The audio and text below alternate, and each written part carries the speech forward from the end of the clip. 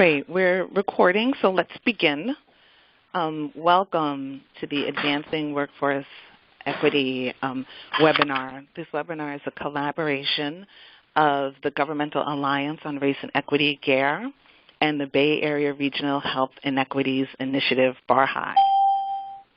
And really this is a collaboration that has started because the Northern California cohort of GARE, y'all are working on your racial equity plans right now, and you kind of wanted more information of how it looked like in workforce equity. And so we pulled together some fabulous presenters, and I'm excited about this adventure. GARE is a national network working to achieve racial equity and advance opportunities for all by helping governmental jurisdictions to make a commitment to achieving racial equity, to focus on the power and influence of their own institutions, and to work in partnership with others. And BARHII, which is the Bay Area Regional Health Inequities Initiative, is a regional collaboration of health departments working to confront and eliminate health inequities and create healthy communities. And my name is Crystal Robinson Justice, and I am from BARHII. And today I will be joined by Angie Nalesny, and forgive me if I mispronounced that, who's the Human Resources Director from the City of St. Paul, Erin Stenson, who is the Employee Development and Organizational Effectiveness Manager in the City of Madison, Felicia Caldwell, who's the Director of Workforce and of Workforce Equity in the City of Seattle, and Gail Baird, who's the Training and Workforce Development Manager in the City of Portland. So the goals for this webinar are to, one, just gain an understanding of what racial equity looks like in HR and how HR can be used as a tool to really move our racial equity goals forward. We're going to learn specific strategies for advancing workforce equity, and we're going to go over some of the barriers to workforce equity. And then the majority of our time is going to be spent on the last two bullet points. We're going to explore a model of an HR racial equity work plan, and we're also going to share examples of how workforce equity looks in specific programs. And those will be including some career pipeline programs, some governmental hiring, looking at our training programs and our employee incentive programs.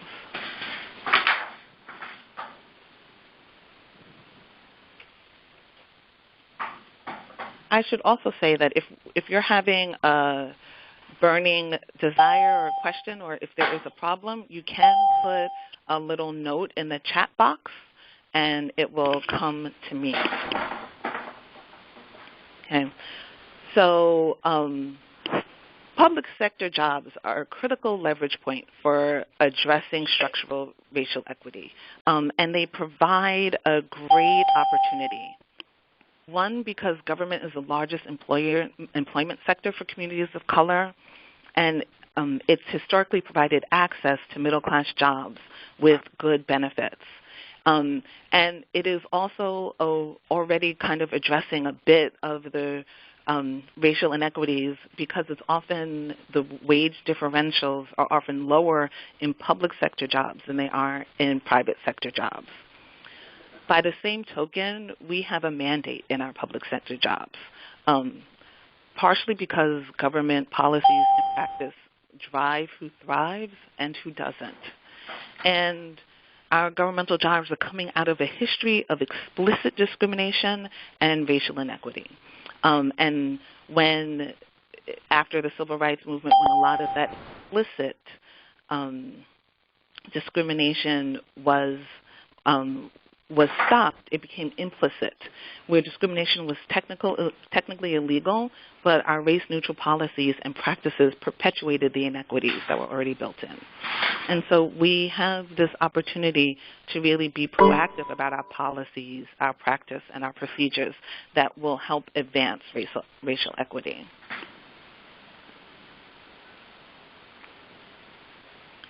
And so our workforce equity goals are relatively simple. We want the workforce in our government to reflect the diversity of the communities that we serve. And that diversity should exist both across the breadth and the different functions of the jobs and across the hierarchy of the government, so that no matter where we look and how we cut the data, we should be able to see a workforce that reflects the community that we serve.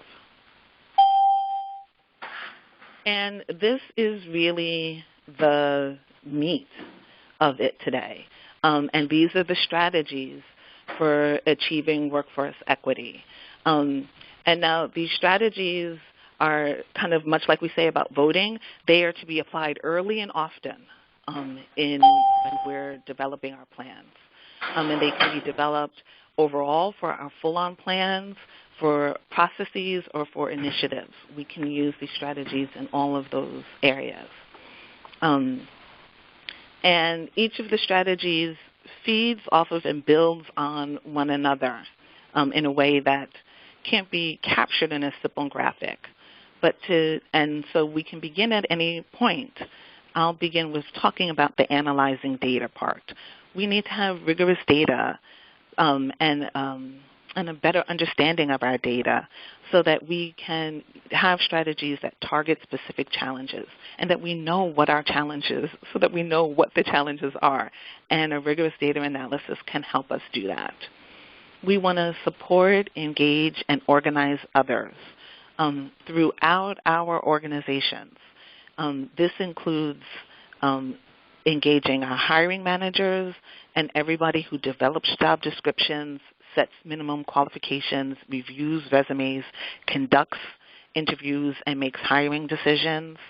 But it also means participating in a wide variety of workshops and creating infrastructure like workforce equity teams that can support skill development and the implementation of institutional changes to advance workforce equity. We can use our racial equity tools, and racial equity tools are a good way for us to analyze our personnel policies and practices for implicit bias and institutionalized racism. And then based on the analysis, we can develop specific strategies and take proactive steps that address them.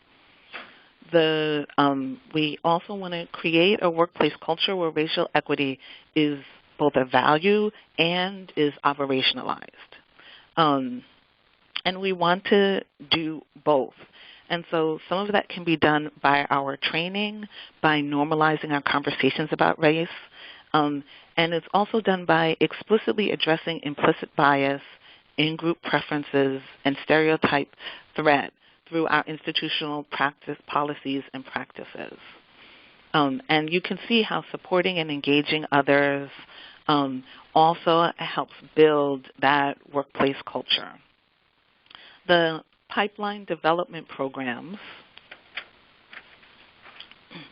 are, excuse me, the initiating and implementing our pipeline development programs also support longer-term development that both advance our entry and promotion into higher-paying job classifications.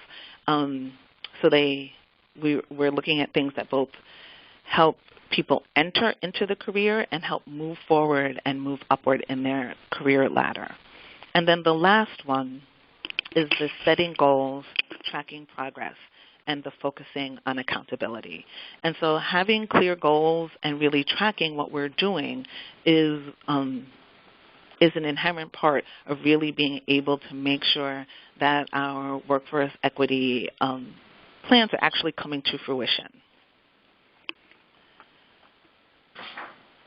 And so this leads us, and each of these strategies can be used to help address some of the barriers to workforce equity. And there are numerous barriers. Some of them are both cultural in our larger American culture and the way in which they impact our workforce equity, and some of them are within our institutions. And so education and job segregation. One of our main inequities in our workforce is our wage differentials. And men and women of color are often clustered into the lowest paying job classifications, while white men are often concentrated into the highest paying job classifications. And that is an example of kind of the job segregation. And then other inequities, and we'll see how other institutional inequities impact workforce inequities throughout the barriers. But definitely our inequities in our educational system has a great impact on wages and in our workforce. An educational system that fails to graduate a disproportionate percentage of African American, Latino, Native American, and some Asian Pacific Islander communities means that people are entering the job market with fewer advantages. And also the lack of early work experience in turn undermines access to employment and limits the wage growth, the long-term wage growth potential. Government cutbacks. And so government cutbacks, the lesson is that in most economic downturns, minorities are the last hired and the first fired. They lose jobs more quickly, and they are the last to recover. And in an economic downturn, government jobs in which people of color are most likely to be employed are often the first to be cut. And so that is one of the barriers. Another barrier is incarceration. And like I said, our system of mass incarceration that disproportionately targets African American and Latinos also contributes to the unequal employment rate and wage disparities. Additionally, the fact that most job applications still require that individuals provide their criminal background information dramatically reduces the likelihood that they will be considered for jobs, even if they are fully qualified for them. Our next barrier is discrimination. And although race-based discrimination has been illegal for about a half a century, workers are continuing to file job discrimination complaints, and the allegations of race discrimination make up the greatest portion of those complaints. Discrimination has two components. One is disparate treatment, or the intentional decision to treat people differently based on their race or protected characteristics. And two, they have a disparate impact, or practices that have a disproportionate adverse impact on persons of protected classes. From the kind of explicit discrimination, where it's an intentional decision to treat people differently, we go to implicit bias, which is expressed indirectly, and it's often where we are unaware. It operates subconsciously, and we're unaware of this bias. And it plays out in the workforce. A large body of research suggests that just by virtue of living in a racialized society, implicit bias impacts both our individual judgment and our institutionalized policies and practices. One of the ways in which this has really been shown in workforce is a study that some Harvard researchers did where they found that resumes with white-sounding names were 50% more likely to elicit interviews than the same resumes with black-sounding names. And so by the same token, research has also shown that institutions can establish practices to reduce the impact of implicit bias in this decision-making. And so some of these strategies that help address that and directly challenge these biases are to doubt objectivity. Presuming our objectivity kind of actually tends to increase the role of implicit bias. And it increases the role of implicit bias, and it educates people about the unconscious thought processes that can lead people to be skeptical of their own, helping people be skeptical of their own objectivity. Helps eliminate the entryway that implicit bias can have. Increasing just our motivation to be fair helps us because if our internal motivations are based on a shared value of fairness rather than just fear of external judgments, we tend to decrease our biased actions. Thinking slow is really about improving our conditions of decision-making. Implicit biases are more able to show up when we're thinking fast. They're a function of automaticity. They happen to us automatically. And by thinking slow, we can engage in mindful, deliberate processes that help provide a barrier for the implicit bias. And then just having a count and being data-focused.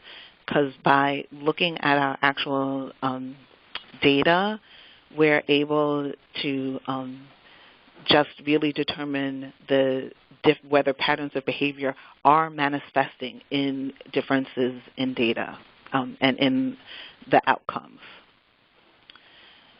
In-group favoritism is the propensity to automatically favor others like us, to just trust them, prefer them, and give them the benefit of the doubt. And so in-group favoritism is not explicitly against anybody. It's not caused by an intention to harm people that are different from us. It just favors and helps the people who are similar to us, and therefore becomes a barrier when we're trying to diversify our workforce. And then stereotype threat. Stereotype threat occurs when a person is concerned about confirming a negative stereotype about a certain identity group to which they belong. And it affects people of color, and it can also affect white people. White people can experience stereotype threat when they're concerned that they might be perceived as racist, and therefore their actions change based on that concern. And negative stereotypes can cause an employee's attention to be split between what they are trying to do and concerns about being seen stereotypically. And there are also some explicit approaches and strategies that help with that. One is increasing the social belonging of employees. And this is when a group or when a person feels like they belong or included, it has a dramatic influence on their success, and it helps minimize the stereotype threat. Wise criticism. So it's feedback that communicates both high expectations and a confidence that the individual can meet those expectations. And that can also help minimize the stereotype threat. The growth mindset, which is just being explicit in the mindset that abilities, including the ability to be racially sensitive, are learned rather than fixed. They're not innate, but they're learned behaviors. And having a growth mindset that we can learn and get better helps minimize the stereotype threat, as well as what is called behavioral scripts. And these are just setting forth clear norms of behavior. And this can help, having these clear norms of behavior across the board can help prevent the stereotype threat from being triggered.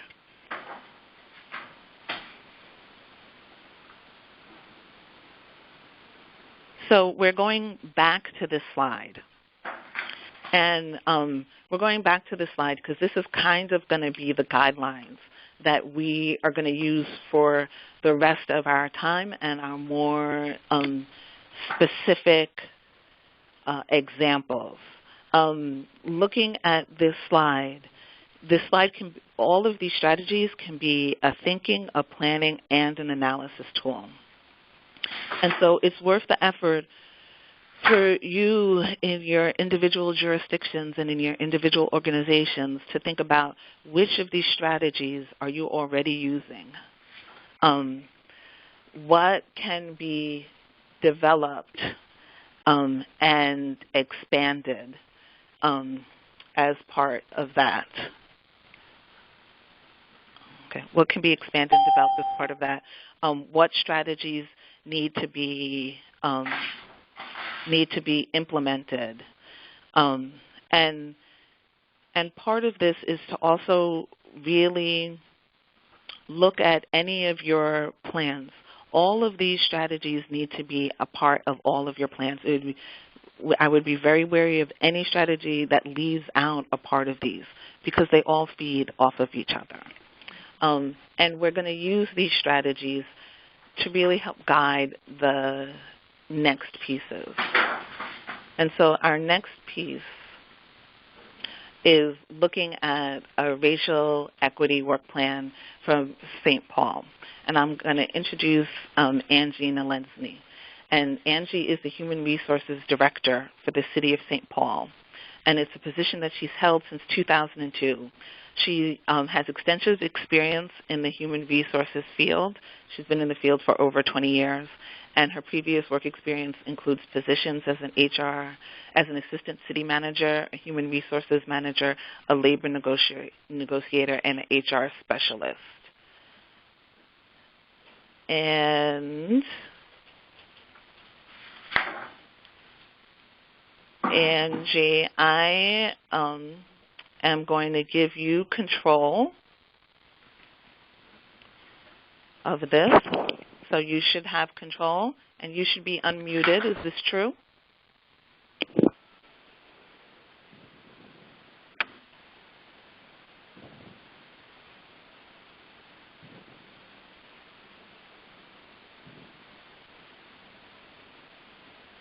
Angie, we're having trouble.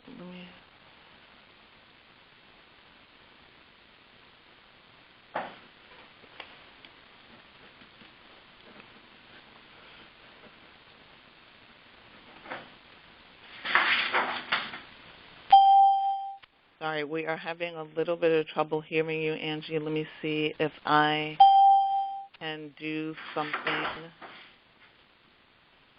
about that.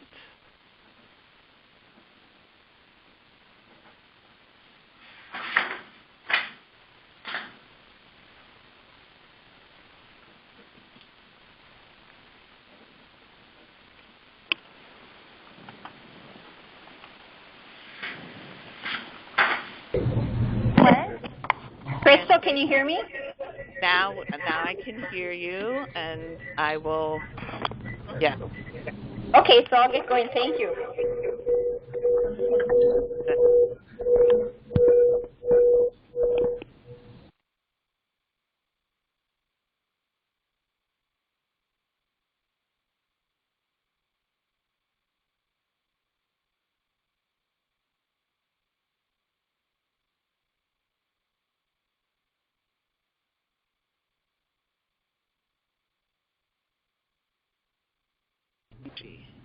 Crystal, can you hear me? Now I can hear you. Yeah. Okay, well, I'll get going. So what you see in front of you is our work plan for our department, the Human Resources Department for the City of St. Paul. But I'm going to back up and share a little bit about the journey that St. Paul has been on to set some context for this document. We started our racial equity journey in about 2012. With creating our vision and our mission statements and documents. And we spent a lot of time with the St. Paul Schools and Ramsey County. We did Beyond Diversity training. All the managers in all three jurisdictions did that. But we were really, early 2014, really struggling with how to operationalize racial equity. How do we bring it down other than just the top level of the organization? How is it embedded into your decisions, into creating policies, looking at policies? And so we borrowed this work plan from Seattle, and it's the same time that we actually joined GARE too, so in mid-2014. using this work plan and also implementing department or every department in the city, so we have 14 departments in the city of St. Paul, as a change team. And their job is to work on this work plan and work the work plan and see results. And it has really been a game changer for us to really help the departments and to many levels of the department where people weren't at all engaged in our racial equity initiatives, bringing it into the departments. Like I said, we borrowed this from Seattle. And we're using just HR's example, but every department in the city has a work plan just like this. We submit it in November of the prior year. Every quarter, we submit dashboards to the mayor's office. We present to the city council on the work that we're doing. And again, like I said, it's really been a game changer for us. One thing that Julie Nelson, the executive director of GARE, always says, and I like to repeat it a lot, is when you look at your calendar and know where you're spending the majority of your time, you're likely going to see that function or task or whatever, that's where you're getting results. And so having in HR, we meet every 3 weeks on our change team, and we're working our work plan and reporting in and then reporting back out to the department and then bigger, to the mayor's office and city council. That's what shows. I mean, we're putting a lot of time into this and point. So looking at the first page there, what you're seeing is obviously it's HR's, like I said, but every department's looks, the framework anyway, looks like this. So you've got the top, it says Goal 1. And so our vision statement has 3 goals with built-in strategies for each one of them. Every department needs to have their own key actions that reflect each of the goals and each of the strategies that work up into our citywide plan. So and I'm not going to read this whole thing to everybody, but Crystal thought it might be helpful just to highlight a few things that we're doing that show the strategies that she talked about just recently. So like the first one, our goal 1 is ending racial disparities within the city and as an organization. And one thing I should say, the 3 goals created a continuum of difficulty and our direct local control of the changes required to meet that goal gets harder as you proceed. So the first one, goal 1, is ending racial disparities within our city organization. Obviously, that's within our direct control, and it's something that we work on. And the first strategy involved with that is workforce equity is improved. So one example that HR has been working on this year is creating targeted in-depth diversity recruitment plans. So I was able to hire our first ever full-time recruiter this year, and I have a new diversity manager. And we've really moved away from very passive recruitment, which is basically what we could afford in the past, to now having actually bodies dedicated to this work has been huge. The boots on the ground mentality, if you will. And our new recruiter, she's been here 9 months. I mean, she's out of the office more than she's in the office, and that is the whole point. Making connections within the community, having go-to people at every organization that can help us recruit diversity for the city. Our next one that I'm highlighting there, it's the second one, is negotiating with our holdout unions to eliminate the prom rule. And we had a rule, and it's been probably in the city 100 years in our civil service rules, that there's absolute preference for internal promotion. And when your workforce is predominantly white to begin with, and you're guaranteeing the current workforce all the promotions, it obviously just perpetuates a white workforce. And so we through a racial equity lens, and for many years have been working on this, and we finally got most of our unions to negotiate out of the prom rule. So that was one of our goals for 2015. We have a couple holdout unions, if you will, and AFSCME is one of them, and that you'll see in the results column there. And so we're continuing to work on that. But it is a major barrier in our city for diversifying at all ranks. So I'll move on to the next page.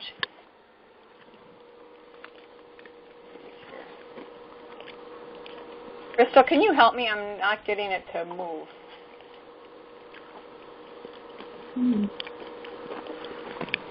Oh, there we go. Okay.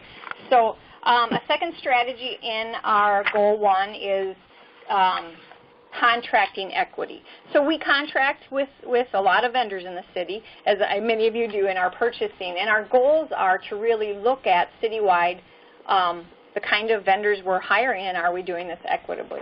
And so HR in and of itself, our department, we don't have a lot of vendors, of course. So one thing we've looked at is our consultants who do our workplace conduct investigations and other things. And so we've been able actually to diversify those ranks. The third strategy there, create a culture of racial equity throughout the city. So in 2015, we introduced a Foundations of Racial Equity training, and the mayor has mandated that every city employee go through that by the end of 2017. And we have about 3,200 regular full-time employees. And so as a city, we're over halfway through that goal. We did a train-the-trainer model. Julie Nelson helped us with this a little bit, and we've trained over 1,600 employees so far, like I said, with our goal to get through all city employees by the end. I will move on to page 3. And again, I'm just show different things that we've been doing, and I'll try to get it to forward here. Whoop, I went too far. Okay, so moving on to goal 3, I think I missed here. But goal 3 is eliminating race-based disparities in our community. And like I talked about, the continuum of different strategies, this one is the hardest one, because this one is affecting all of the gaps that we see in the Twin Cities and in St. Paul specifically. The economic gap, the employment gap, the housing gap, the education gap. And so, being in Human Resources Department, we really tried to figure out how we can engage when we don't provide direct service to our residents of the city of St. Paul. So obviously, since we hire, we've really spent time working with the St. Paul School District and our community colleges and our colleges in St. Paul to really develop relationships and help us work on career paths and pipelines into the city. And then the last one you see there is just continuing to work with our partners. We have a tri-equity group with the school district, Ramsey County, and the city that we meet every quarter, and the goal is to share ideas. And then, of course, participating in GARE has been important to us. So that's a little bit of highlights of our own internal work plan for the city of St. Paul. And like I said, every department in the city has a work plan like this, and the requirement is you work it and you get results done, and you report in every quarter to the mayor's office and then annually to all the departments and the city council. So that's the end of this part of it. Back to you, Crystal. Thank you. Hi. Thank you. Thank you, Angie. And let me just get control back of the computer. And so next we're going to go into just individual strategies and individual equity efforts. And next up we're going to have Erin Stenson, and she's the Employee Development Organizational Effectiveness Manager with the City of Madison, Wisconsin. She's been with the city for 8 years and is a member of the city's Racial Equity and Social Justice Initiative, and works with city staff and executives in all of the municipal agencies, as well as elected officials and community members in a variety of capacities to help achieve the city's organizational goals. And Erin, I am going to share control of the keyboard to you. I think you have control.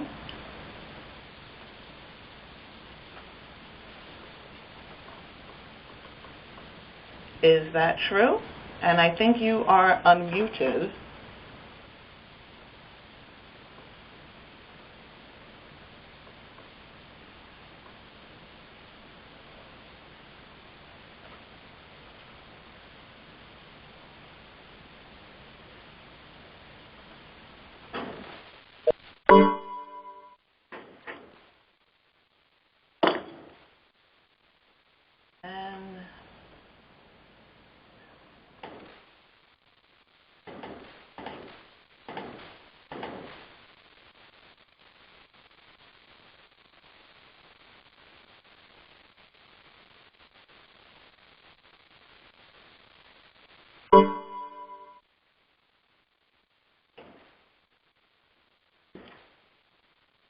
Just 1 second while we get through these technical difficulties.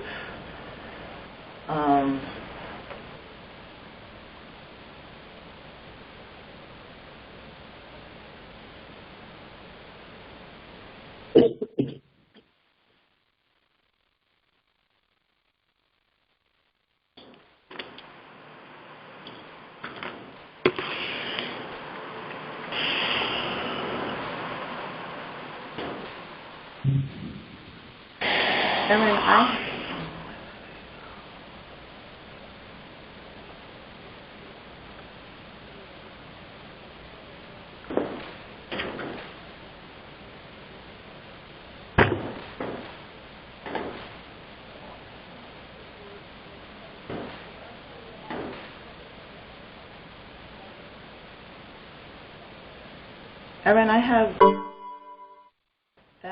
you and that you have control, but let me try doing that one more time. It's a shame that it worked so well when we were practicing.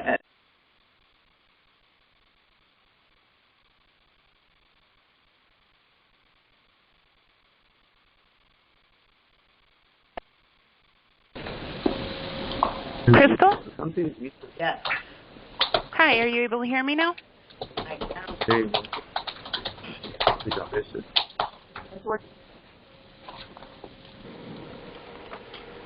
Are you able to have control now? Yes. It looks like you do, yeah. Can you hear me? Yes, we can hear you. Okay, very good. I'll get started, and I'll try to go fairly quickly. I think we're just a little bit behind.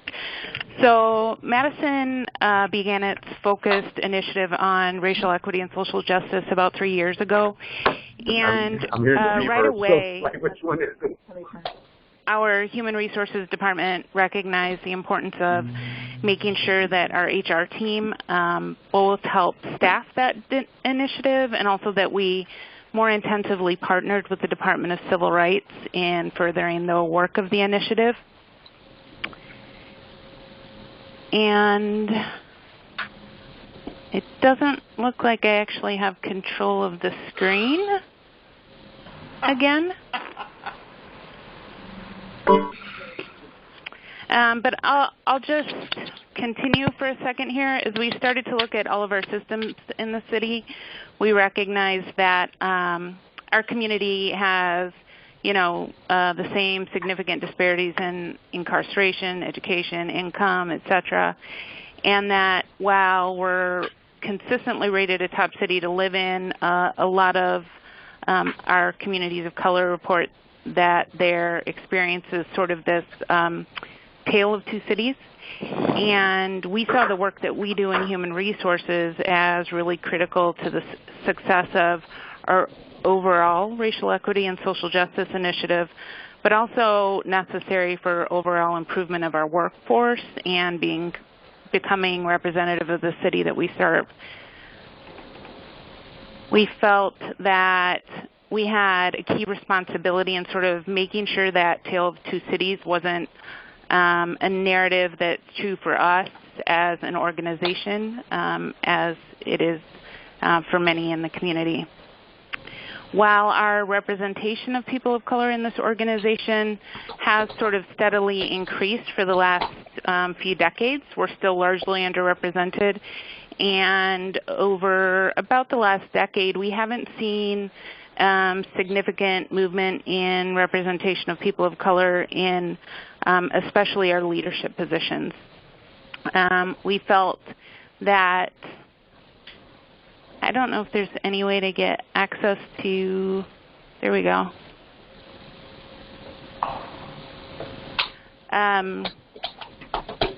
It was first important to revisit our goals and our vision, and to make sure that through our work planning process, we were making sure that our staff were clear about the importance of our increased efforts in workforce equity, and that we were changing both how we hire and develop our workforce. we also wanted to internally reinforce just sort of the importance of being willing to change how our work systems work in order to better increase the representation of people of color in every step, especially of our application process. We've been really grateful to the Government Alliance on Racial Equity and have used their 6-point framework in our annual work planning process to assist us in meeting our goals of increasing representation, but also in increasing awareness and readiness for combating some of our organizational racial disparities. So while our work plan contains a number of different initiatives related to a variety of our processes, including some of our org development goals and processes, employee relations, et cetera, we're just going to focus on a few of the efforts that we've made more specifically related to hiring for the purposes of this discussion. So one of the first things we wanted to make sure we did is start by understanding where we were and take a glimpse at at some of our initial data. We had a tendency to look less at our overall workforce and more at the impacts of our hiring process. And we were slower than probably most even government organizations in putting our application process online, which also reduced our ability to really have any sort of quality data. So we first started developing even really our baseline for understanding where we were and where we needed to get to as an agency not until 2012. And we tied our agency work plan goals to our equitable workforce goals, which is our affirmative action plan, effectively. So a couple of the key components, of course, included the increase of women and people of color in all phases of our hiring process, but also more specifically in some of our leadership process, and then especially to help develop new data, resources, streams, and just a better understanding of where people were sort of falling out of our system, why they were falling out of our system, what in our system needed to be adjusted to make real progress. So I'm still not able to switch to the next. There you go. So with those goals in mind, we developed a number of initiatives that were intended to help improve our outcomes in our hiring process. One of the biggest was development of an equitable hiring tool. And that tool allows us to partner with the agencies that we support in looking at each step of the hiring process to try to broaden the applicant pool at each one of those steps.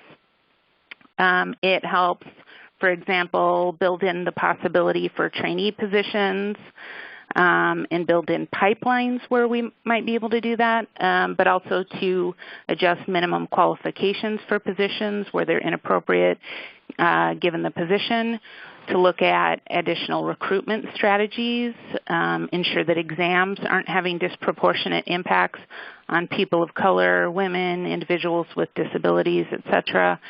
And then ensuring that our interview panels are well trained on implicit bias, and that we have questions that are well benchmarked that include competencies related to multicultural populations. So we developed that equitable hiring tool, and we have specific goals for each one of our agencies in how many times they use that equitable hiring tool over the course of a few years. And each one sort of develops their own goals, and then we help them through that process. A couple of other things we've done on top of use of that equitable hiring tool is to ensure that we're building community partnerships and outreach to build relationships with folks who can help build a more diverse set of recruitment resources to help diversify the workforce. We've also modified our hiring process through our personnel rules to began to sort of work with our labor partners to increase, for example, the number of applicants who might be invited to the interview process where we had been limited in the past. We've also tried to build awareness of implicit bias for potential panel members and increase their sort of individual tools for addressing or stemming implicit bias. And then we also went through a really in-depth, just this year, equity analysis on our hiring process. And it was broken down into 7 different phases and then looked at all of the barriers that are there for, in particular, people of color in getting into employment with the city. We came up through that process with a list of 99 potential modifications to our practices related specifically to hiring, and then are in the process of developing a plan for implementing those changes. So some of our initial outcomes, as I said, we sort of started out behind the 8 ball because of the challenges we had related to having any sort of long-term data about sort of where people were falling out of our hiring process. Some of our initial outcomes, I said that we have used that equitable workforce tool, which is really helpful from position to position. We have good positional data on the use of that tool. So, for example, in a key supervisor position that we use the tool on, we were able to double our percentage of people of color at each stage of the hiring process from previous processes. What we haven't done well yet, kind of as a larger organization, less specifically related to HR, is better aggregate data on the use of that tool. And so we've had some organizational roadblocks in that area. But we're currently embarking on more focused efforts at funding for trainee positions, which might help with part of that, but haven't had a significant funding for that yet. We have seen an increase in people of color and women in use of that tool, but also in each step of our hiring process, where we saw, for example, last year a 2% increase in hiring of people of color, and as well as increases at all of the steps before that. We haven't seen yet an increase in people of color in some of those leadership positions that are really important to building overall workplace and wage equity, but have seen a pretty significant increase of women in leadership positions already. So those are some of our key outcomes. We do also have those 99, we call them our 99 problems, but that's really only jokingly, because there are actually 99 opportunities for us to really modify our processes and create some better outcomes. So that's all I have, and I'm going to turn it over to you. Thanks. Yeah, can people hear me now? No? Yes. Good. So next we have Felicia. Felicia, can you speak to see if you are on the call? I am here. Can you hear me? I can. Thank you. Good. Wonderful. And I have just given you control of the computer. Okay. And then I will introduce you. So Felicia is currently the Director of Workforce Equity in the City of Seattle, and this is a new position in the past year, and she led the creation of the city's Workforce Equity Strategic Action Plan, which was published in July.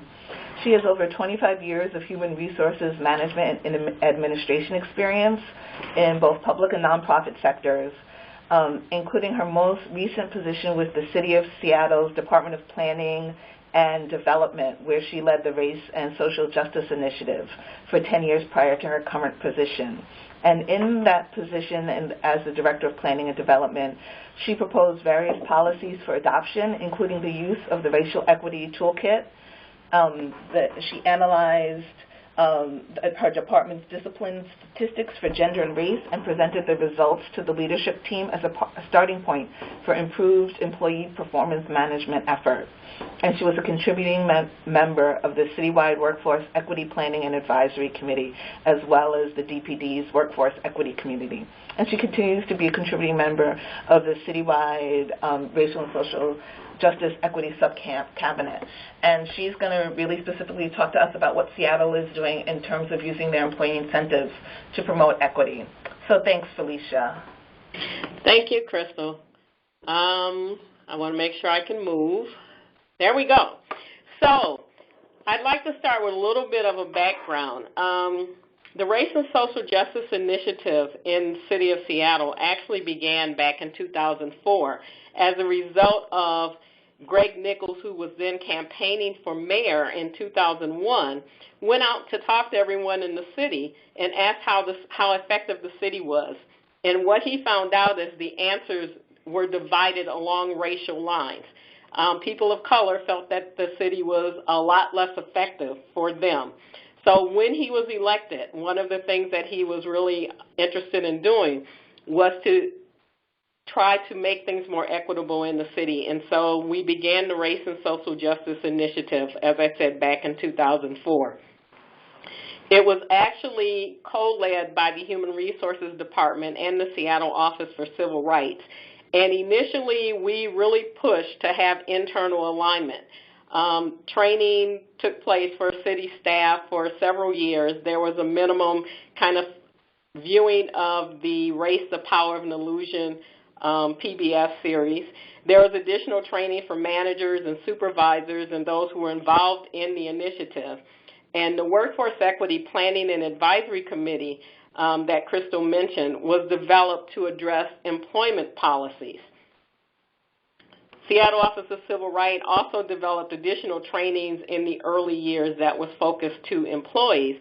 But then the focus of the initiative itself turned much more to external partnerships, how we were going to make those changes within the city but outside of city employment. And during that time, many of the departments, including DPD that I was in, continued to work in consultation with the Seattle Office of Civil Rights to try to move things along.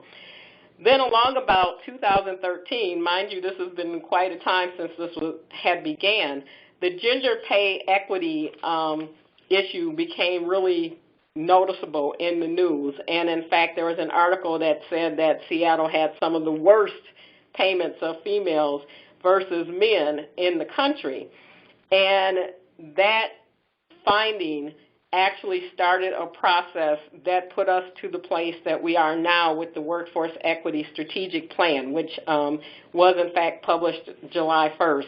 And it's a kind of circular route, but it basically came down to there was a lot of hoopla behind the gender pay equity, and those of us who had been in the Race and Social Justice Initiative all those years went, okay, if you're giving up money, it's time to give us some as well. And so it kind of moved more into the entire workforce equity movement. So a little bit of background information. The city structure is a little bit strange in that we have 28 different departments, and they all have separate appointing authorities. And our personnel rules, for the most part, say that appointing authorities can create policies to implement the rules. What this means is that you get different departments doing things 28 different ways. At the time I was in Department of Planning and Development, we had a desire to really improve the diversity of our staff at all levels of the department. And so within the department, we held additional all-staff training sessions, lunch and learn sessions, things that seem kind of strange but really brought people in, like what? There's race in my cartoon, and it talked about the racist images that you see in cartoons. We talked about food deserts because within the Department of Planning and Development, they actually plan neighborhoods, and there are neighborhoods that did not have fresh produce sold in their area. We also began to work with the Departmental Race and Social Justice Change Team, and all of the departments were supposed to have a change team, but they didn't necessarily. And with the Citywide Workforce Equity Planning and Advisory Committee. And most of the staff, because we had so many things happening, most of the staff understood the initiative and the need for it. So within DPD, a department that had very specific skill needs, we highlighted what we called out-of-class and recruitment in terms of trying to make some changes.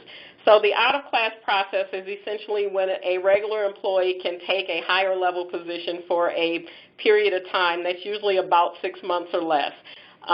It helps both in them learning a new job, gaining some experience in case they apply for it later, those kinds of things. So we looked at that, and we looked at recruitment.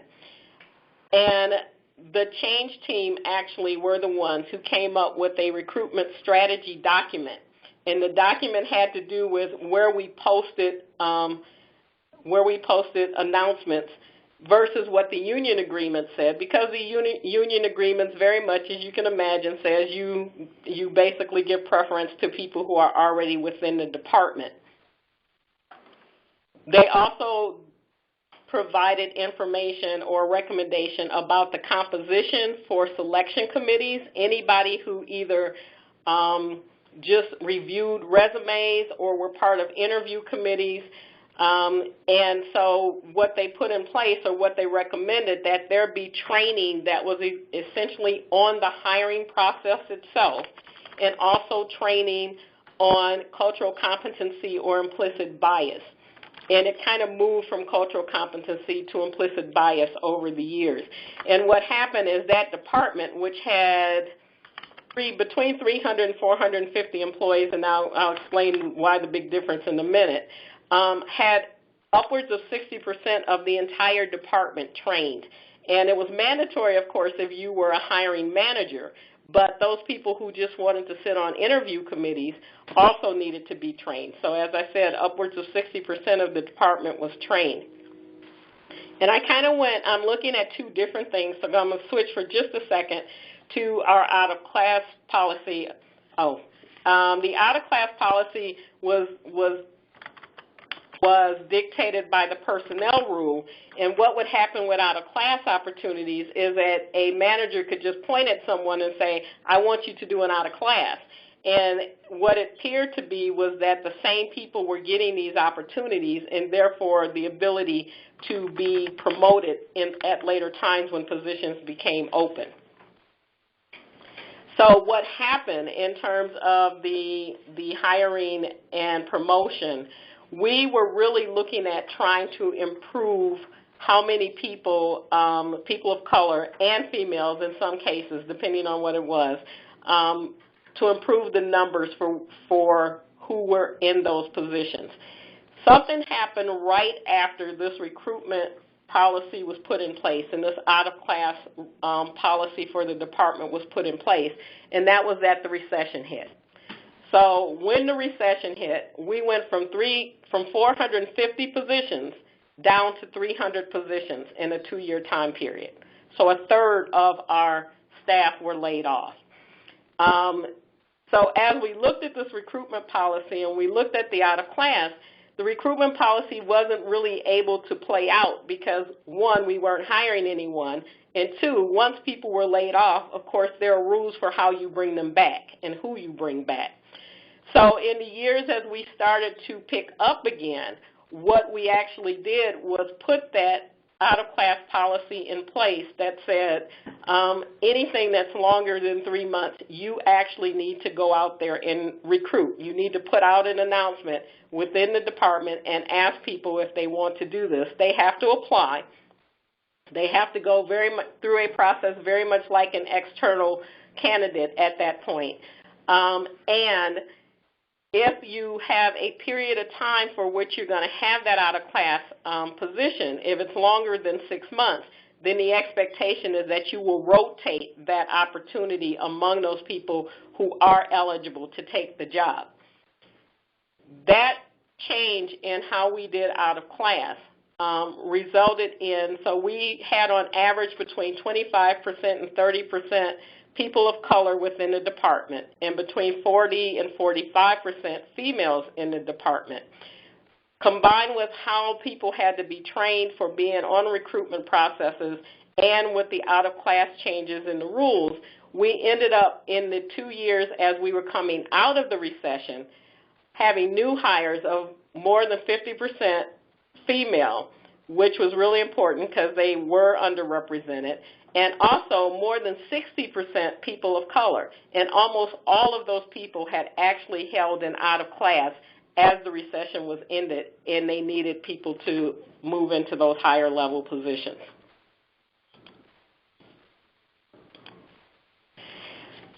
So I want to talk a little bit about the data that we used and what we did with it.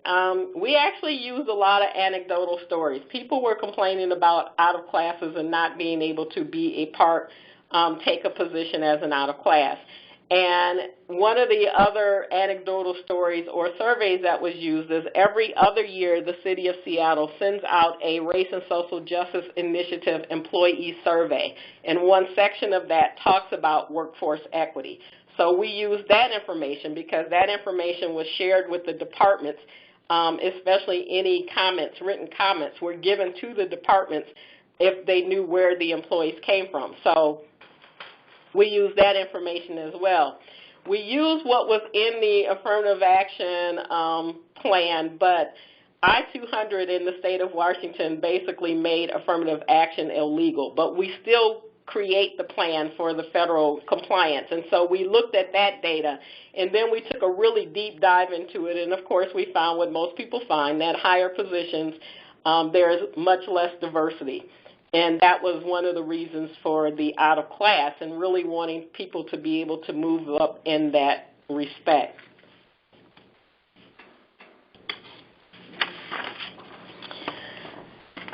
We were asked what were our strategies for encouraging participation. And as I said, the Race and Social Justice Initiative has been in place in the City of Seattle for 12 years now. So we really didn't have any problem getting people to understand and to buy into any of the things that we were doing. Much like the work plan you viewed earlier, we have work plans within our departments. The change teams, in fact, it was the DPD change team that came up with the recruitment strategy, and the subcommittees basically, so the change team deals with everything, and the particular subcommittee that took on the recruitment strategy as a recommendation was the Workforce Equity Subcommittee.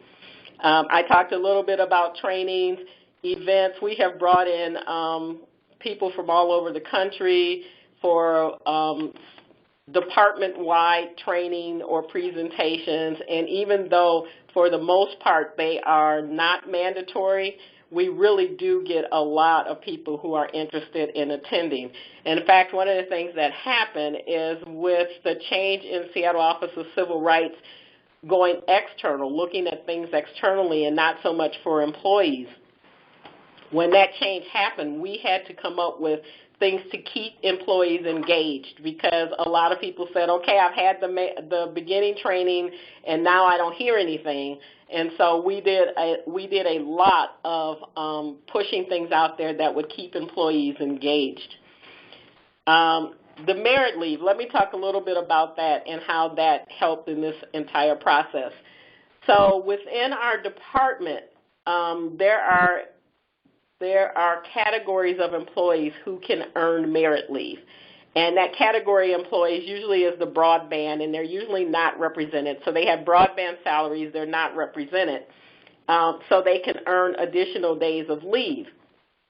We tied the use of merit leave or the awarding of merit leave to Race and Social Justice Initiative, not events, but what they were doing to forward the initiative. if a manager or strategic advisor, and those are usually the classifications that we're looking at, if they were doing nothing to forward the initiative, they would not be eligible for a full amount of merit leave.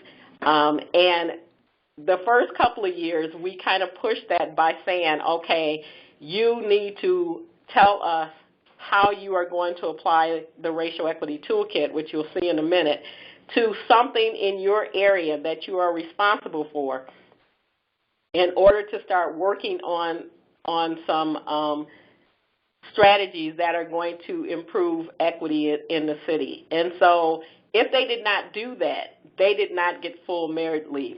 The other thing is all of our budget, we call them budget issue papers, but their budget requests had questions within the department internal questionnaire about how are you making sure that you're minimizing harm and that you are not increasing inequities. And so that was part of every manager who was putting in any budget request. They had to answer those questions. So the expectations of managers were very, very clear from top leadership, from the department director. And in fact, there were times when merit leave requests would come in and they would say something like, oh, I encourage my employees to go to one of the RSJ events. And the department director said, that's not going to work, and they would not get awarded merit leave for those kinds of things. And I already talked a bit about citywide teams, Workforce Equity Planning and Advisory Committee, and the city also had what they called a core team, which was made up of all different departments that took on some of these things. So we had a lot of touch points, is the point, for all of the things that we've done with race and social justice within that department. Okay, went too far. So the Racial Equity Toolkit that I mentioned is used for review of personnel rules, external policies, budget proposals, program creation, all of the things that you see there. This was developed by the Seattle Office of Civil Rights, and the steps that it actually maintained talked about setting outcomes. We weren't very good at setting really specific outcomes at the beginning. It's taken time to get there. To make sure you're involving stakeholders and analyzing data. So we talked about, for instance, having the employee RSJI survey information and just getting information from employees directly. Determine the benefit and or the burden of people of color in particular. And it's much easier to do, obviously, when the stakeholders are there to speak for themselves. So that is one of the reasons we really try to bring people in. How do we advance opportunity or minimize harm? And that's where the real work comes in, where we try to figure out how to actually make things better. And then, of course, you have to evaluate, raise awareness, and be accountable for those things. And then reporting back to the actual stakeholders. That is a part, too, that unfortunately gets left out more so than it should. So we're still working on that, both within that department and as a city. The other question was, how do we operationalize this? For the out-of-class policy, it actually started with the Department of Planning and Development, and we created a policy within that department. But because we were also on the Workforce Equity Planning and Advisory Committee, the larger citywide committee, they took that up in that committee as well, and it did result in a change to the citywide personnel rule. And I've already talked a little bit about recruitment and how the change team recruitment proposal is what started the process on that. And I can't say enough times, it's really, really important to have top leadership not only talking the talk, but walking the walk. Because when that leader makes it very clear that people are being held accountable and you work in terms of getting different employees tied into the process and tied into working for the initiative, you get a lot of movement. They asked us to include pipeline development program, and we really didn't think of the out-of-class policy as a pipeline development program, but as I looked at it, yes, it was. It was a development opportunity internally to change the department policy and, as I said later, the citywide personnel rule. And I already shared that result that more than 60% of promotions were people of color hires who had held those roles. And finally, when I talk about accountability, you know, how are we tracking our progress? It's really easy to see in a department that is not that large. It is back up to about 400 employees now. But basically making sure we're reviewing the data, that we're just looking at it to make sure that we're keeping those numbers up. Report to leadership, it is the report to leadership within the department and at the citywide level to council, to city council. The performance evaluations, of course, are an easy way to tell when you're looking at merit leave and performance evals as to whether the managers and the strategic advisors or the upper levels of the department are actually doing what they need to do. The other thing that I want to add just as an ending to this is that the city has recently started to pilot a citywide performance evaluation program. And as I said before, the departments all look at things differently. They set their own policies as long as they are within the personnel rules. And one of the things that we have made as part of that citywide performance management program are core competencies that all employees in the city are expected to have. And there are only 5 of them. And one of them is equity and inclusion. So we believe that with that added in there, we will be able to move more on a citywide level. Although, as I explained, this was primarily based on a department that was way ahead of the game in a lot of the work that they were doing with employees. And with that, I am done, and I thank you very much, Crystal.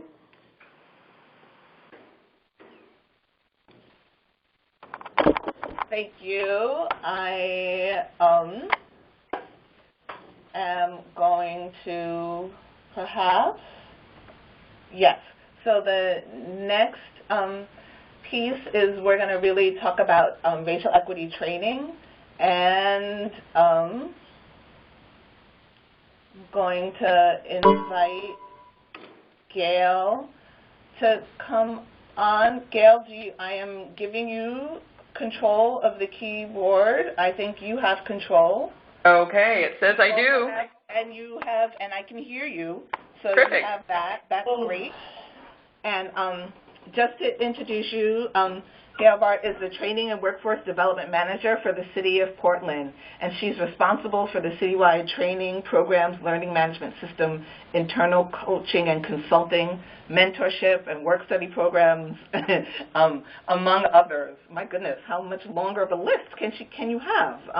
Her past experience includes human resources, safety and risk management, strategic planning, and organizational development in private sector manufacturing, public sector, and external consultant roles. She has a BSBA in management and an MBA from Northern Arizona University, and she considers herself a continuous learner, and I'm sure that we're going to see how she applies that as she talks to us about how they do their diversity, inclusion, and equity training in Portland. Thanks, Gail. Thank you very much, Crystal, and I want to say I'm very pleased to be here. I'm standing in for Anna Canwit, who is the Director of Human Resources here at the City of Portland. She was unavailable and asked me if I would talk about our training programs, and of course, since that's my passion, I'm very pleased to do that. So I wanted to start out by providing sort of an overview, and I'll give you some context. What we see our program has done, and it really has been efforts that have built upon one another and sort of progressed over the years, but they all serve to help us build this common understanding.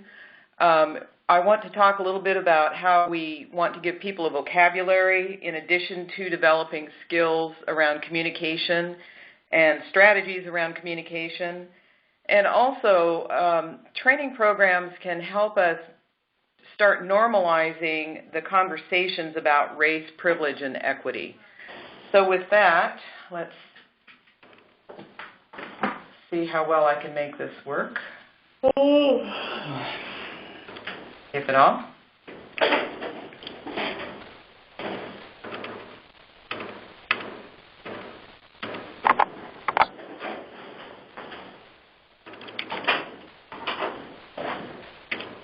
Okay, I'm having some delay on this screen, it looks like. That's very strange.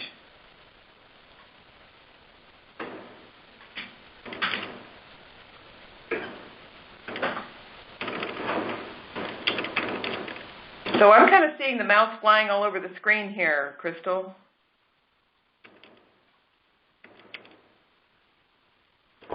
Okay, let me just try to see.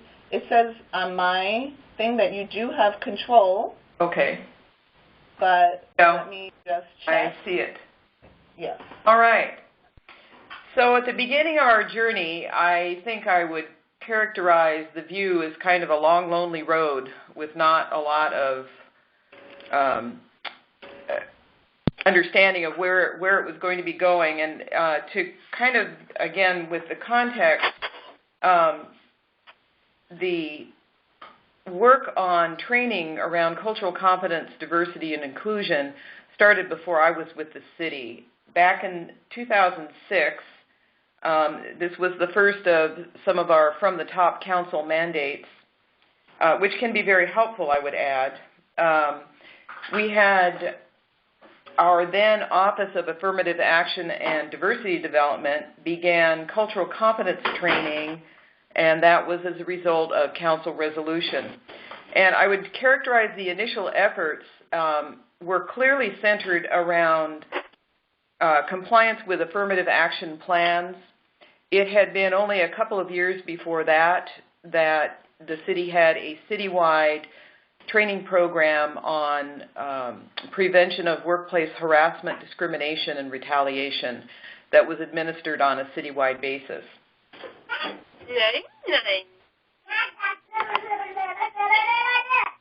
A few years later, in 2012, Council adopted the Portland Plan, which is our city strategic plan.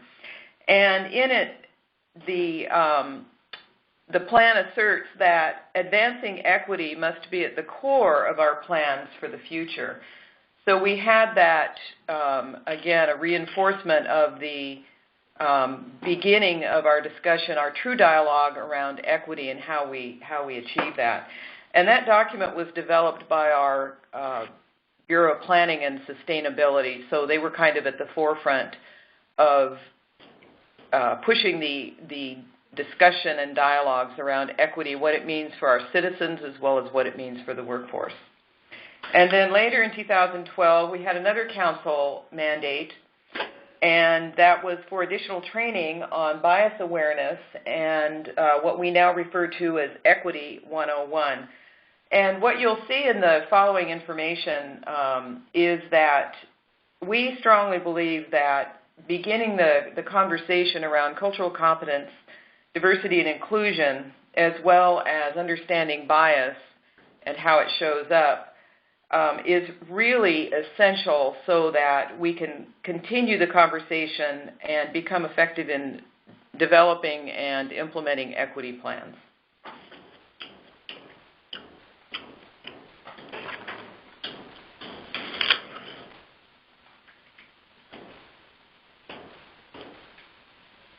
There it is. So to begin our cultural competence training, oh wait, I skipped one. Just talk with. So our multifaceted approach is we start out with the cultural competence. We have added bias awareness, and that takes us into the Equity 101. So I want to go through each of these and kind of describe how they support one another. Here we are. So cultural competence. I'm going to describe to you the manager track. We have also one for employees. And these initially were multi-day, about 7 sessions, and a few years back, about 5 years ago when I came into this position, the city was in the process of consolidating that material, updating it, and creating fewer sessions, longer length, and with some real specific outcomes and expectations. So the first one that we start is the whole introduction to diversity development. That's where we introduce common language. We have what we call the valuing, enabling, and managing diversity model. And then there is a whole section on dealing with resistance, because we know as people deal with resistance in themselves, and as we further the conversation to having dialogue with others, addressing that in ourselves first enables us to deal with it when it may come up in conversations with others. Second session is around intercultural and cross-cultural communications. So we begin that session with identity development and talking about our many-layered multicultural selves. And then we work into strategies for intercultural communication, understanding differences and being able to plan for that, react to it appropriately, and so on. And the third session is managing within and maintaining an inclusive work environment. So we talk about what does inclusion mean, understanding privilege, talking about emotional intelligence. We use the ladder of inference because this goes back to dealing with intercultural and cross-cultural communications. And then creating competency, and in that for the managers is a whole section on planning for developing intercultural competencies for their staff. So this is a 12-hour training. It's broken into 3 sessions. We want it to be the foundation and context for our discussion and action planning. The strategy that's used in this is to explore these topics with one another. So generally what we have is a cohort of about 20 to 24 people. And it's structured so that they have one-on-one and small group discussions. And it is done that way so that people begin to gain a level of safety. They feel that they are in an environment that can be trusted. They can have trusting conversations with others, and they can feel comfortable and safe in surfacing issues. We find that lots of people have never had any kind of a serious discussion on topics of diversity, race, protected class, all of those things, and are unsure and sometimes even fearful about saying something that would be inappropriate, inadvertent, possibly even harmful to someone else. So we start out with introducing that common language and building that safe environment, and then ending up in the last session with some very difficult material around privilege, the whole differences in communication styles, how we apply those, and so on.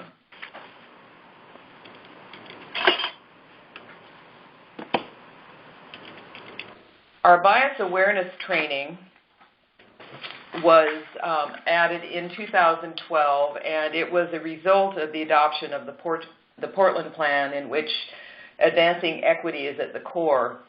So it stresses equity in hiring practices, talking about what bias is, and how it directly impacts interview process. We also talk about implicit and explicit bias and why it matters. And in this training, one of the key points is there's bias that you don't know that you have. And then there's bias that you know you have, but both of them can negatively impact the interview process. We also provide examples of how bias shows up in interviews.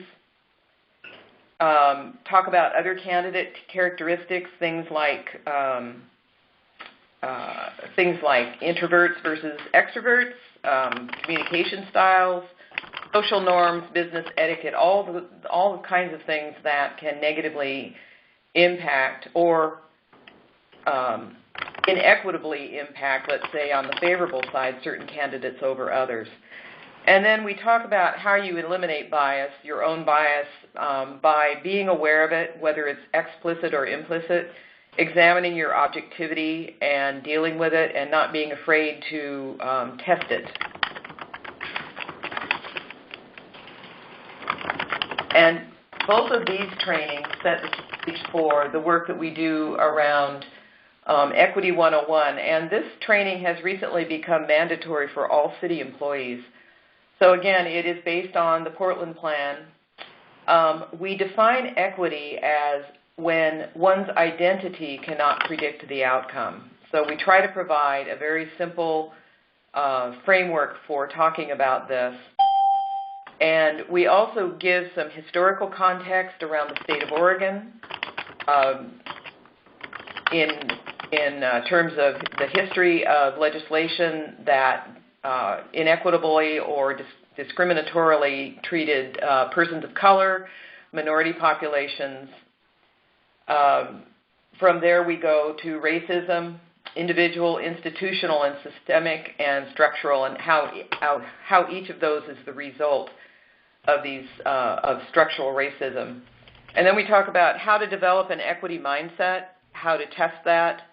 The other two trainings provide a background for having safe conversations around this.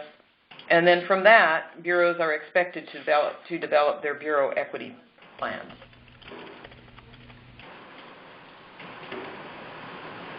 So each of these types of training stands alone. They are each part of the foundation that supports our goals of advancing equity.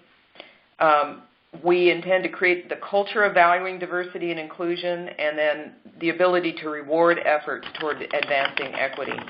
And I would just add that while we do use the tool of the mandatory designation around most of this training, what I'm finding is that the more it becomes a norm within our culture here at the City of Portland, the less that seems to be a problem. So we do on occasion have resistance, especially for employees who go into the Equity 101 training with not a lot of background experience. But for the most part, this is becoming very much a normalized conversation around the city. And that will conclude what I have to share with you today.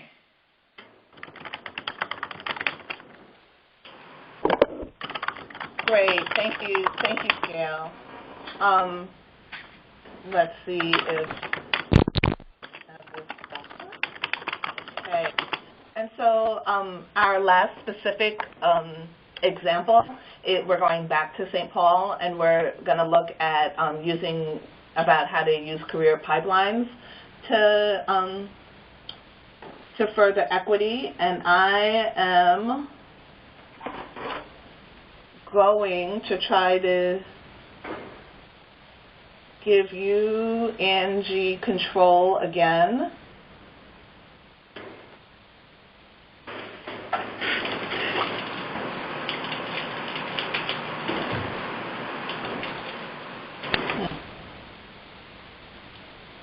And Angie, you should have control.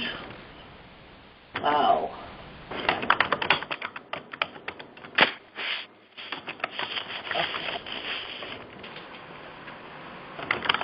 You should have control. Crystal? Oh, yep. And I believe I can also hear you, so you have control and I can hear you. Great. Thanks for coming back to St. Paul. I like that. So this is an example of a pipeline, and throughout this, the PowerPoint, I've tried to use from GARE's Opportunities for Advancing Racial Equity strategies.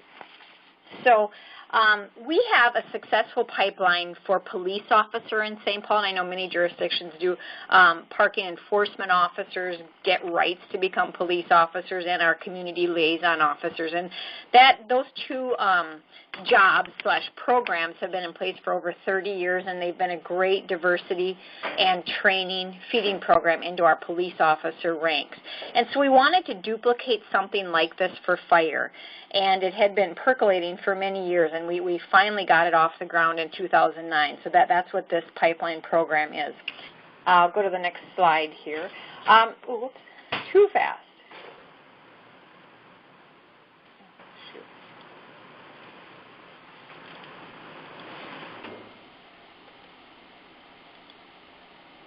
Okay, here we go. So a little bit about St. Paul.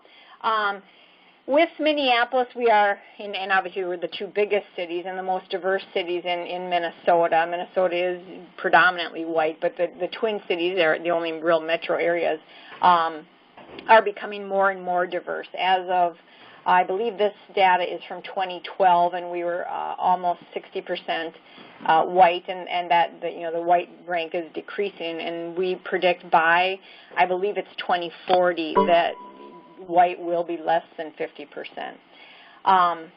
Poverty rates by race, all the indicators, the Twin Cities we have a lot of gaps, like many of the other presenters have talked about, employment gaps, income gaps, education gaps, housing gaps, and so it's something that we've really spent time on as a city looking at and trying to figure out where we can address those as city government.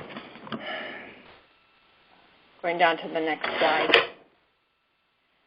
So going fire specific. So when we in 2008, when we were really on the verge of launching this program, our fire department had 406 firefighters/paramedics. 18% were persons of color, and we have been able since that time to increase to 21%. Not great numbers, but with this program, we've added fire medic cadets and cadet trainees, which are very diverse. We were not gaining ground in diversifying our firefighter ranks. And so we spent a lot of time, the committee that worked on this, trying to figure out why, because we were doing a bang-up job of recruiting. We were getting a lot of diversity, taking our civil service exam and sitting on the eligible list. But when we really dug into it and found that people weren't attaining their EMT certificate, and that is a minimum requirement, people can apply for the exam, they can take the test, and we always say we do a lot of pre-testing education and orientation programs throughout the city. We always say if you score high enough, you need to get your EMT certificate as soon as possible. And that just wasn't happening. People were sitting on the list and weren't getting their EMT. It is a barrier. Requiring an EMT certificate is a barrier, and we spent quite a bit of time within the city, within fire, and then with our external partners. We are an ambulance service more than we're a fire department, and so it is very important, and we decided we needed to keep it as a minimum requirement. Over 85% of the work of St. Paul Fire is EMS, ambulance service. So like I said, it's a very important part of what they do. So we looked at our workforce availability in general and wondered why we weren't getting EMTs of color to apply, and we found out that there were just very, very few in Minnesota. Less than 3% of all EMTs at that time, and I don't think it's changed a whole lot, are EMTs in Minnesota. And so our original goal going down this was to create a training and feeder program primarily just for the city. And as the program has matured and progressed, we realized not everybody wants to be a firefighter. And so our mission has actually broadened. And this is my definition of the mission. When I was putting this presentation together, I actually didn't share it yet with fire, so hopefully they would agree with this, but I am pretty sure they would, that it's a unique training and work experience program designed to get more persons of color into the St. Paul Fire Department, but also much broader and bigger picture into the EMS profession, in Minnesota. So in analyzing the data and in working with our partners, and especially when we went out for a grant, because our first years of funding, we got a grant from some of the big philanthropic organizations in Minnesota. We had to ask the question for ourselves and then also for our philanthropic partners, why is this important? And just looking at the numbers, people in this field can make absolutely living wage jobs. And the data that you're seeing here is 2012 data. I didn't have a chance to update it yet. But clearly getting into the medical field with an EMT, and then if you can progress up, it is obviously going to be good for somebody's career and career path. Next slide here.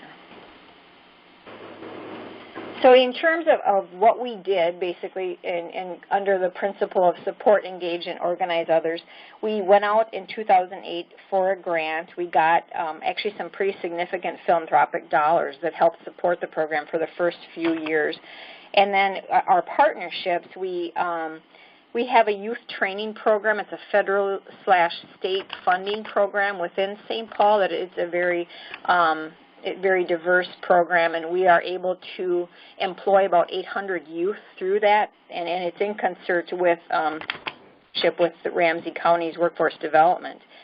And we decided we were going to borrow some of the dollars and divert them into this program. And partnering with workforce development and also with some in-kind assistance from a local community college, we were able to also provide some wraparound services, because the people that we realized we were going to attract into this type of work. I mean, this is very entry-level work, even getting into this training program. We wanted to pay them, but we also needed to provide the wraparound services to make sure they could be successful. How we engaged and organized others in this. And without the partnerships, all of them that are listed there, we could not have made this a success at all. Trying to move on. Oh, shoot. It's going way too fast.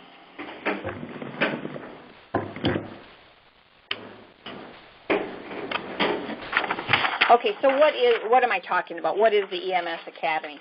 So it certifies, and it's very, because of the federal grant, we are able to be very specific about who can apply and who can come into the program. It certifies low-income, minority, and female youth of the City of St. Paul as emergency medical technicians. It's free of charge to them. They are paid, however, and it does provide holistic support services and professional development. So you see the eligibility. You have to be a young adult between the ages of 18 and 30, qualify as low income, current city resident. You have to have a high school diploma or GED, and then interest in emergency medicine or firefighting. Some of these requirements will come directly from the federal grant or from the state EMT certification. So we're dealing with a couple layers of what kind of eligibility that can come into the program. But obviously with what I've talked about, it is obviously a very diverse feeder pool for not just St. Paul Fire, but also the Twin Cities at large.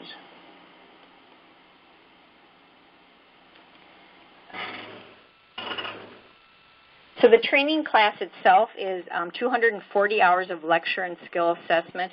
They complete 40 hours of clinical ride-along, opportunities to train at our fire department. They get 9 credits from the community college, and again, this is free to them, free access to some of the wraparound services, and if they attain their EMT certificate, it is a nationally accredited professional license, so very, very transferable. So in employees persons who graduate from our EMS Academy, our goal is to move them into our basic life support ambulance service. And we have been able to hire 50 people through this, people who want to remain in St. Paul. And what the BLS ambulance is they're providing non-emergency transport. So if someone needs to come home from the hospital, we transport them, and it's a brand new service that we started offering in 2009, and it provides our academies graduates with firsthand field experience and job training. They earn between, the $9.50 and $15 an hour. And like I said, we've been able to hire 50 people through this. The goal is not to stay in this job. The goal is to move them on to bigger jobs, of course, but it's still getting that work experience under their belt after they've attained their EMT license or certification. So in terms of tracking progress, so this is some of the progress that we believe we've had. Since 2009, we've had 14 academies and 226 graduates. And I will say our graduation rates have been all over the board. We have had some classes that only half of the people graduate, sometimes less than half, and then we've had some classes that 80% of people graduate. So our partnership with the community services and the college has been really important to try and get our graduation rates up. But we have had 226 people graduate. Like I said, we've hired 50 in St. Paul. 24 have gone on further to get their paramedic certification and their state and national certifications. St. Paul, we've hired 5 graduates to become firefighters. We have 4 more that we believe will be ready to take our test early next year. Many of our graduates have been hired by local hospitals and ambulance services, and we weren't sure of the count, but we believe about a handful have gone on to become police officers, and some police departments in Minnesota require EMT, and they do joint police and St. Paul, we don't do that. Only our fire department does the EMS work. So that's our example of a pipeline project that we are really proud of, and we've gotten a lot of national attention for this program. Thank you, Angie. I know we don't have much time left, but we wanted to have some time for questions. So if you do have questions, if you could put them in the chat. A PowerPoint will be made available, and a recording of this will be available afterwards. And so we will have that available. That's a common question. But if you have any burning questions, definitely begin to write them in the chat now. I thought we would kick off the roundtable with 2 questions from our folks. If you knew then what you know now, what would you have done differently? And any suggestions you would have for starting, because you all have such rich histories in this. And I believe all of the presenters are unmuted. I believe that is true. And Angie, I'm taking back control. Felicia, are you unmuted? I am here. Can you hear me? I can. Great. And Erin, are you still around? Yes, I am. Okay, beautiful. And Gail, are you around? Yes, I am. Beautiful. So maybe if we could go around and you could share kind of, if you knew then what you know now, what would be different? So this is Felicia in Seattle. And the first thing that I would say, to make sure when you're rolling out those plans that you roll them out knowing you have all kinds of employee engagement events or strategies in place, because, and it could be because we started so long ago, it got stale for a lot of people because there wasn't a lot more to engage in. And so I think it would have made a huge difference in some of the things continuing to move if there had been more opportunities for employees at all levels to continue to be engaged. Thanks. Who would like This is Angie from St. Paul. I agree with Felicia. Some of our employees who went through training like early last year in 2015 and are not on their department change team, they really, I think, feel like, number one, they might not know what's even going on anymore, but I've heard from some people saying, well, I don't feel part of it. I did the one training and that's that. And so I think I totally agree with Felicia. You gotta keep, renewing what you're doing and giving employees more avenues to expand. So this is Erin, and I would echo that. I'd also say for us, I think one of the realizations we had is that even as we're improving our workforce demographically, we're not necessarily culturally, and at least not at a rapid enough pace to really feel like it's as healthy of change as we would like. So I would say what's become really apparent to us is the need wherever we've got really intensive plans that we're engaged in focusing really intently on work culture assessment and change so that the agencies are really ready for the changes in the workforce. It can sort of set them up for difficulty if they're not going through thorough racial equity training, implicit bias training, and so that the workforce itself is one that a lot of folks want to enter. I'd also say I heard a couple of times the importance of communication. We try to communicate quite a bit with the rest of the organization, but one thing I would change about how we've done that is that it's sort of been in HR terms. It's been sort of through standard reports that go to some of the same stakeholders that have been at the table for a long time versus reaching a much more broad group of individuals and people who can help reinforce all of the plans. We're having a couple of questions come through about please discussing the strategies that you did for bringing upper management or the leadership team along. It seems like people are struggling with getting people to commit in those upper management levels. What suggestions would you have? This is Angie from St. Paul. I feel very lucky. Our mayor has led this. He has made, the whole program mandatory. He went through when we did the 2-day Beyond Diversity training, was there in the room, and he expects the department to deliver. Now, it's all over the board, though. I mean, like any organization, some departments are all in. Usually top management is all in. Some departments just don't seem to have the ability to bring it down and to communicate a lot, And that's been a frustration, and something that the mayor's office is really working on is why are some departments successful and others just seem to flounder. But it's something that we added it to the department director's performance eval this past year. I think it needs to be an even stronger message in performance eval for after 2016. Yeah, so we also added it to our department head contracts just in the last actually few months.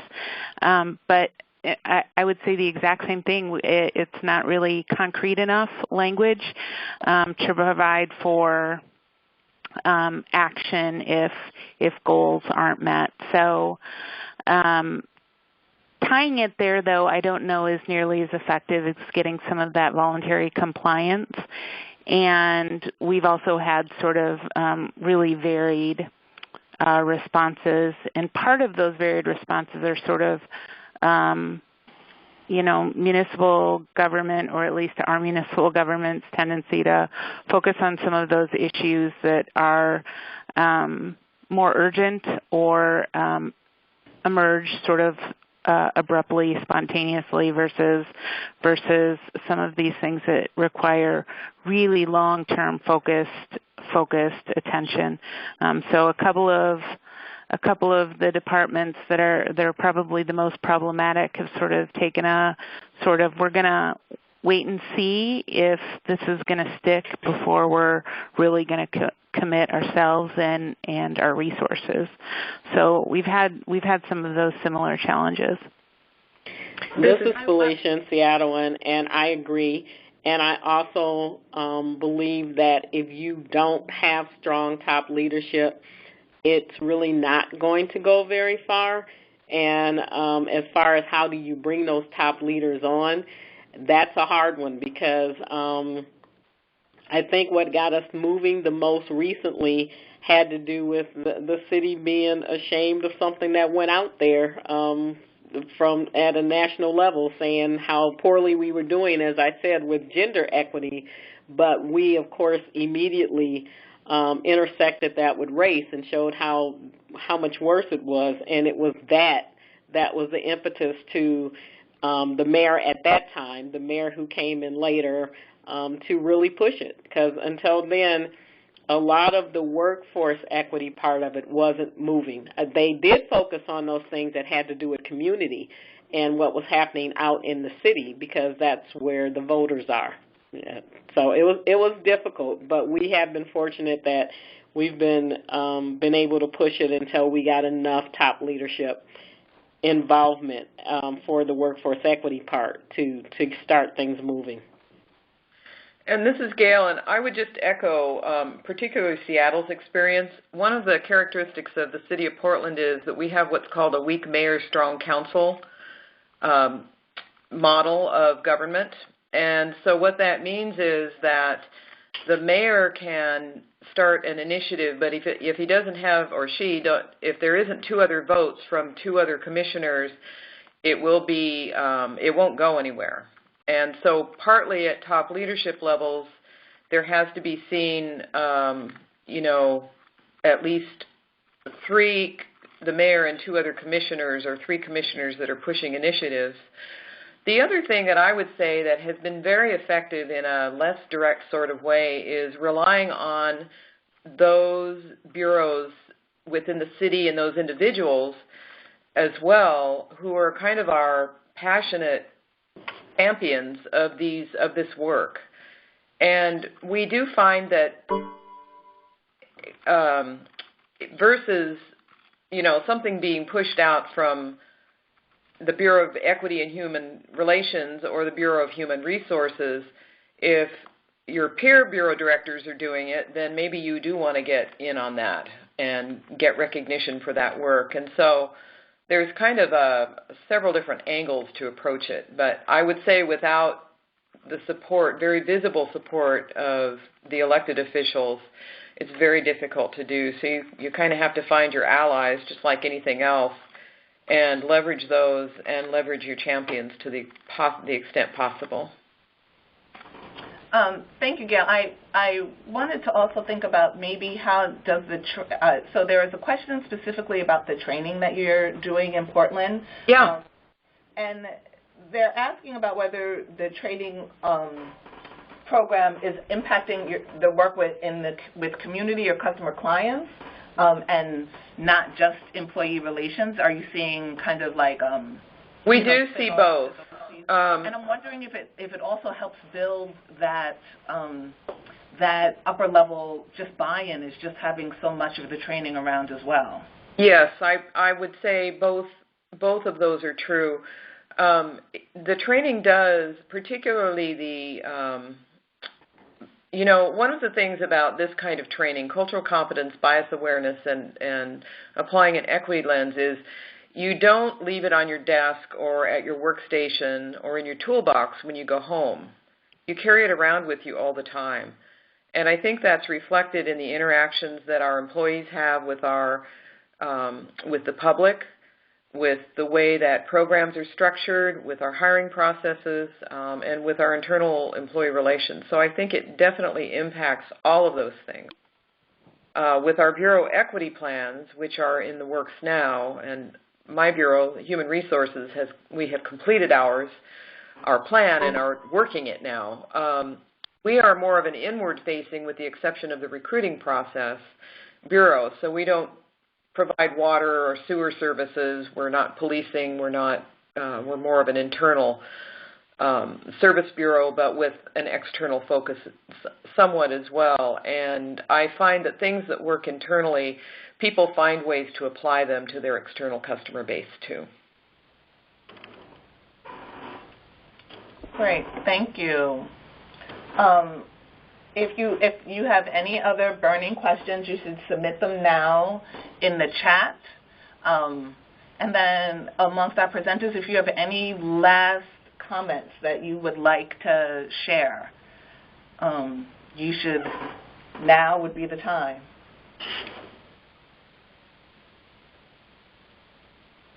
This is Angie from St. Paul, and one thing that I've been thinking about, and we've got a steering team of directors and the deputy mayor and the mayor, is how do we support our persons of color specifically through this journey. One of my employees, it's really come out when I've been working with her and how hard it is for her to feel very singled out and not having great contacts, if you will. And one thing we've been working on and we'd like to roll out next year is affinity groups. She ended up reaching out to some people outside of our department. She wasn't as comfortable talking to other persons of color in our department, and it's brought her a long way. But one thing that she and I actually just this morning talked about is how do we support our persons of color better through this journey? Because otherwise it just feels like, oh, in her terms this morning, a pat on the back, I feel bad, but what do I do next with it? And so that's something I really think affinity groups or employee resource groups are super important in giving employees some help in that regard. Great, thank you. Thank you, Angie. May I also just, this is Gail, may I also just comment that at City of Portland we have a large number of affinity groups, and I am very interested in getting a more organized and cohesive appeal out to them to help in the training work that we do. We have not tried to leverage that resource, and with the activity that we have and their ability to really address these topics, and they do some wonderful in-house training and workshop opportunities as well that are on a more informal and shorter basis, and those are entirely voluntary, but there is a lot of talent there that we need to tap into. So affinity groups are a wonderful resource. Thank you. Thank you. Well, that is pretty much our time. I wanted to say, if you did not register, if you're viewing this with a colleague and you did not register, definitely send me an email at krobinsonjustice@barhi.org, or if you want to make sure that you get a copy of the PowerPoint or the recording of the webinar, definitely send me an email.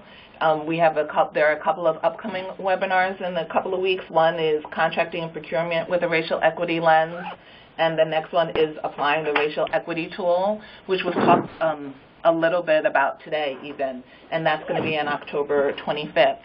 So October is definitely our month for the webinars and kind of getting specific when we're developing our plans.